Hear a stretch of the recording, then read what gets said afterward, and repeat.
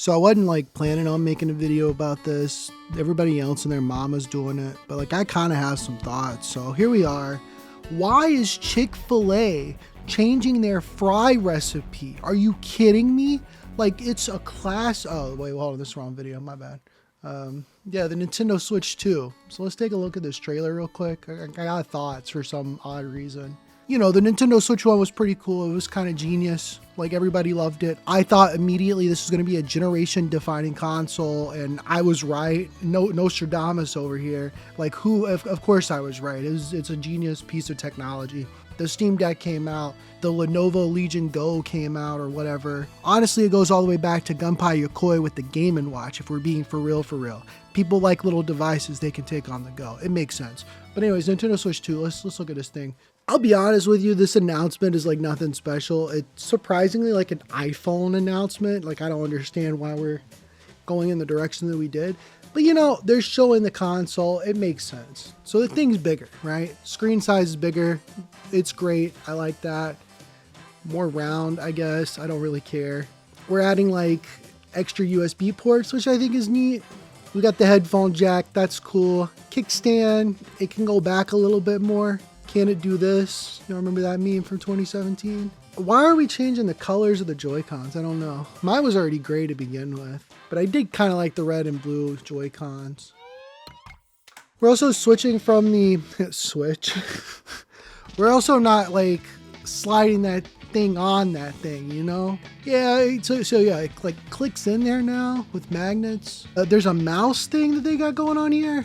I found this out by watching Metal Jesus Rocks. You ever seen that guy? Yeah, you can see right here, that's like the little dot thing on the bottom of a mouse. You want to play Doom on the Switch, you don't have to awkwardly control it. You can just use this on a desktop. That's kind of cool. I think the biggest thing that I find interesting, this is the first time a Nintendo console has had a number beside it. It's not the Super Nintendo Switch. It's not the Nintendo Switch Plus.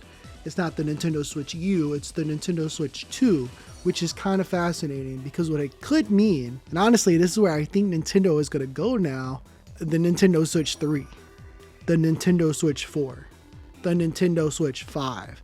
I think we might be out of the realm of Nintendo doing very specific names, because why would they? This console is the thesis statement of Nintendo at this point. They started with the handhelds. They brought the home console market out of the grave after the video game crash. And then the Wii U was kind of like a little bit of, we might gotta be careful next thing we put out.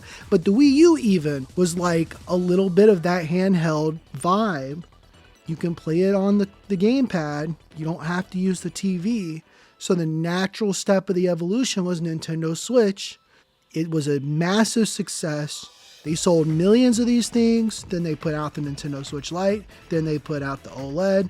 And now we got the Nintendo Switch 2, which should be more powerful. It's a little bit bigger. It's still got that handheld feel. You're still going to be able to play it on the TV. Where do they go from here? VR? Maybe one day. Nintendo said in the past they didn't really want to mess with VR anytime soon. But that could definitely change. I think we're in an era where they might just not mess with the formula because it works. I just think it's interesting. I didn't really care about this trailer. People have been leaking about this nonsense for like weeks now, and it's kind of annoying because, to be honest with you, I would have just rather wait till April 2nd. I didn't even need to know this existed, if I'm being for real. Like, y'all ruin the surprise. The internet ruins everything. I'm subscribed to the Nintendo of America YouTube channel.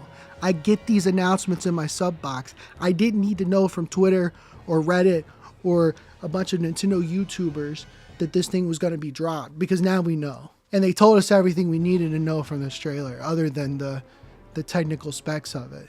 And to be honest, do I really care about the technical specs? Not really. I just want to know if I can play Mario Odyssey 2. When is Mario Odyssey 2 coming out? Also, this is good to know. Plays both the physical and the digital games. That was a big, important thing for me, obviously. Been buying some of these games since 2017. I'd like to still play them. I still have not finished Echoes of Wisdom, or Tears of the Kingdom, or Super Monkey Ball Banana Mania. I have like a 70% save file for The Binding of Isaac. I'd like to be able to complete that one day. I still have not played Bayonetta or Bayonetta 2. I have not finished Skyward Sword. I have a really bad habit of starting Zelda games and not finishing them, apparently. I still have not finished Link's Awakening Remake. I have a bad habit of starting Zelda games and not finishing them, apparently. I still not have played Doki Doki Literature Club Plus. So, we got some games on here I'd like to continue playing on the newer system. I'm hoping that these games will be in better visual quality, like 4K would be really, really nice. The one thing I'm curious about is certain games may not be supported on or fully compatible with Nintendo Switch 2. What does that mean?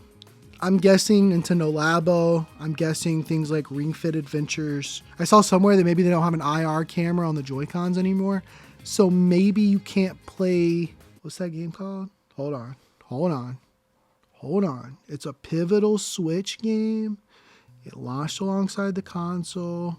1-2 Switch. Maybe you can't play 1-2 Switch anymore. I don't really care. I don't really care about that. I mean, it'd be nice because for video game preservation's sake, it's cool when games are able to be played in modern day. No matter how bad they once were, you can still read a bunch of bad books and watch a bunch of bad movies from back in the day on modern hardware and not have any issues.